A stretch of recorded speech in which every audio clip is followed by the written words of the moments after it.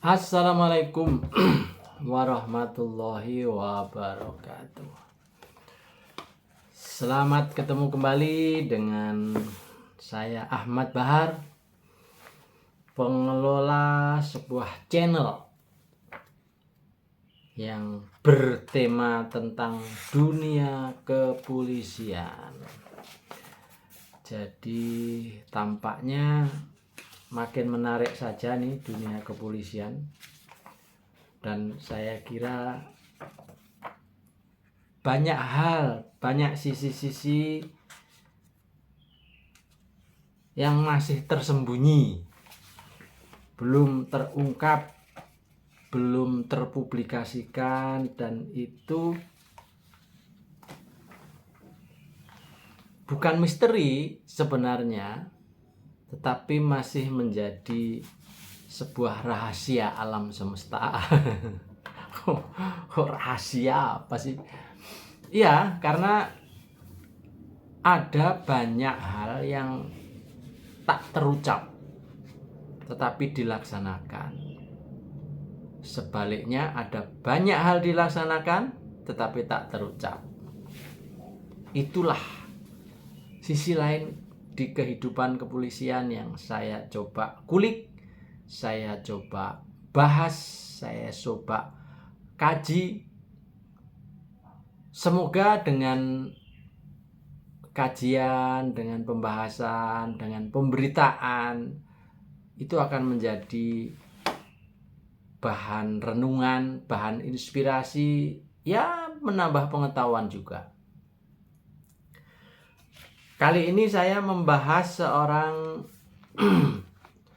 mantan Kapolda, artinya pernah menjadi Kapolda, yaitu Irjen Pol Drs Indrajit, sarjana hukum. Nih, keren kan? Orangnya gagah, berwawasan ke depan. Ya, karena menghadap depan. Jadi sekali lagi, saya karena menulis buku tentang jenderal polisi, tentang polisi, tentang Kapolres itu lumayan banyak. Jadi tidak salah kemudian setelah informasi itu kita tulis di dalam bentuk buku dan dibaca banyak orang. Nah, saya juga mencoba menginfokan dengan pendek, dengan singkat, dengan ya tentu sebatas kebiasaan di tayangan di channel YouTube. Jadi kalau channel YouTube lebih dari 1 jam itu nggak ada yang nonton nanti. Tapi kalau mungkin 20 menit, 15 menit, masih cukup lah. Jadi saya kenal Irjen Pol Indrajit ini gara-gara ada kawan saya, Kombes Yosi Heryoso, yang dulu pernah menjabat di Polda Metro sebagai pejabat utama, pindah ke Kendari, pindah ke Sumatera Selatan, dan terakhir pindah ke Kaltara sebelum pensiun. Beliau saat dipindah menjadi Irwasda di Kaltara, Kalimantan Utara, ini Polda baru, itu diperintah Kapolda untuk mencari seorang penulis, dan akhirnya ketemulah saya. Singkat cerita, Pak Indrajit ini adalah menurut saya, jadi Irjen Pol Purnawirawan DRS Indrajit ini menurut saya luar biasa. Jadi menjabat sebagai Kapolda pertama di sebuah provinsi pemekaran, namanya Provinsi Kalimantan Utara. Jadi singkat cerita saja, beliau adalah mungkin kalau dibilang satu-satunya enggak juga, tetapi salah satu tokoh kepolisian yang mempunyai daya juang, mempunyai etos kerja, mempunyai ya paling gampang menyebutnya daya juang tadi itu. Jadi bayangkan sebuah Polda belum punya kantor, belum punya banyak aparat, tetapi harus bekerja. Jadi bayangkan ya, kalau udah punya ada kantor, ada itu kan gampang orang bekerja. Ini belum punya kantor, belum punya perangkat di dalam istilahnya di dalam kepoldaan itu sendiri. Artinya sebagai sebuah polda dan beliau menjadi Kapolda, ibaratnya itu hanya berbekal tongkat komando saja. Harus bikin kantor sendiri, membentuk aparat baru, mencari anggaran, mengajak masyarakat bekerja sama gotong royong untuk membangun Polda, kantor Polda itu sendiri. Termasuk, jadi kalau namanya Kapolda itu atau Polda kan itu merupakan satu wilayah di provinsi yang membawai polres-polres. Namun karena ini baru, ya awalnya berkantor di kantor Polres, salah satu Polres di Kalimantan Utara itu. Dengan demikian ya banyak hal lah saya kira, namanya belum punya kantor, belum punya banyak aparat, maksudnya struktur aparat lah. Misalnya kan kalau Polda yang sudah jalan misalnya kan udah komplit, peralatan ada, kendaraan ada, lahan ada, kantor ada, tinggal jalan aja lah. Ini ibarat bis ya, bisnya aja loh belum ada, sopir setangnya itu belum ada, kernet kondektur juga belum ada, roda bis juga belum punya untuk jalan. Ibaratnya seperti itu. Nah, Pak Indrajit ini ya mirip dengan nama istilahnya yang di pewayangan itu, menginspirasi. Jadi seperti Indrajit itulah, gesit, lincah, tahan banting, pekerja keras. Jadi dengan berpacu dengan waktu yang begitu cepat,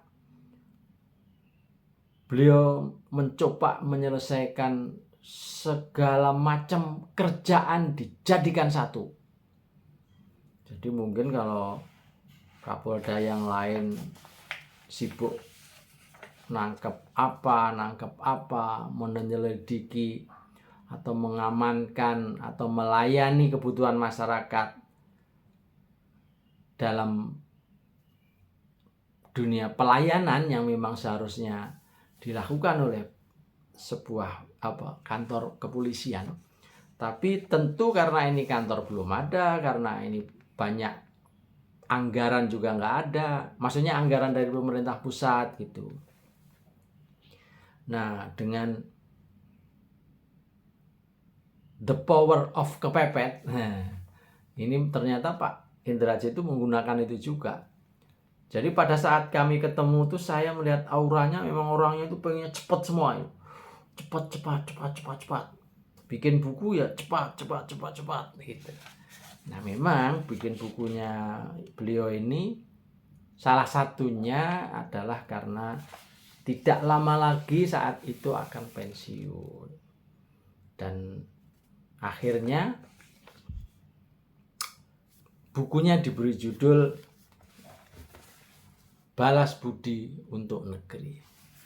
Jadi kalau mau disingkat kira-kira ceritanya, beliau itu merasa sangat beruntung, sangat berbahagia bisa menjadi bagian dari kod baju coklat ini. Jadi Pak Indrajit ini merasa dari bukan siapa-siapa bisa menjadi polisi dengan mungkin merasa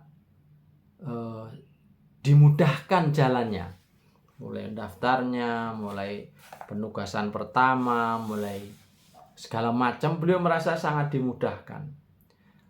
Bahkan sampai akhirnya naik menjadi bintang 1, bintang 2. Beliau juga merasa aku gampang banget sih gitu. Walaupun tentu nggak gitu-gitu juga, sulit juga. Persaingan di antara anggota akhirnya bisa dapat 1 bintang saja. Di kepolisian itu saya paham betapa sulit itu, betapa tidak mudah. Harus melalui proses seleksi dan tentu harus mempunyai karya, harus mempunyai prestasi untuk bisa nyampe ke sana. Jadi tidak semua anggota Polri bisa nyampe di katakanlah punya bintang ini. Jadi menjadi jenderal itu benar-benar menjadi satu pilihan, manusia pilihan. Ya, bintang loh. Itu pilihan betul, apalagi bintangnya 2. Nah, kalau bintang 7 beda lagi itu obat. Itu obat itu. Jadi Pak Indrajit sesuai namanya lincah gesit, satset, sehingga sebelum masa tugasnya selesai, akhirnya beliau bisa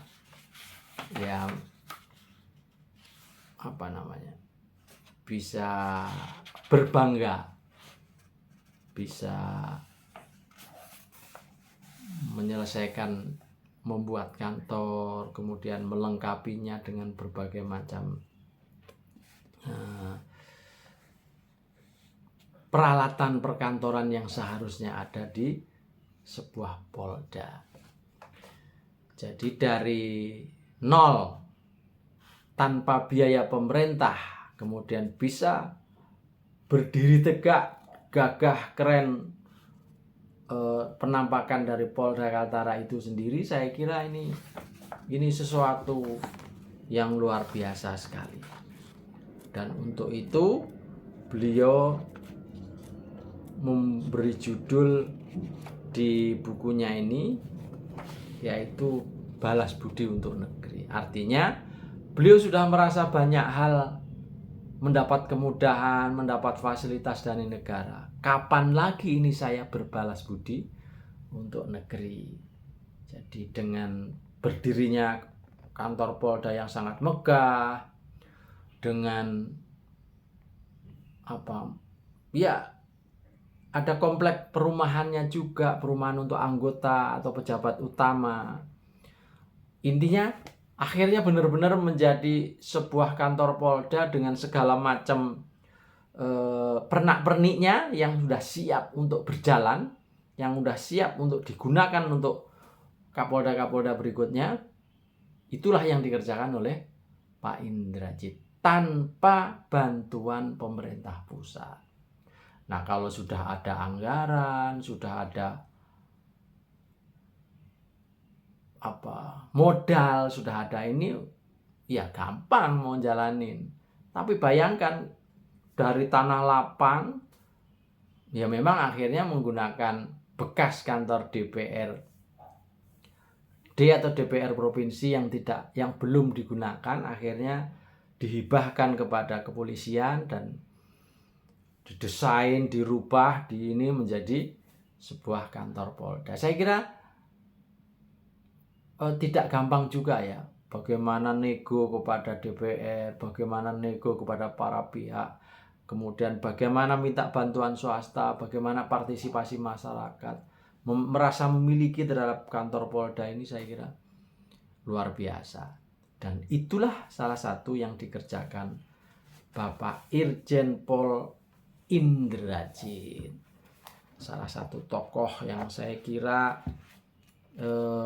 perlu menjadi teladan kawan-kawan yang lain. Jadi kalau ada Kapolres mengeluh, ada polisi mengeluh, ada anggota mengeluh, itu di mata Pak Irjen Pol Indrajit, bahasa Jawanya ingin disaduk aja, ingin ditendang aja.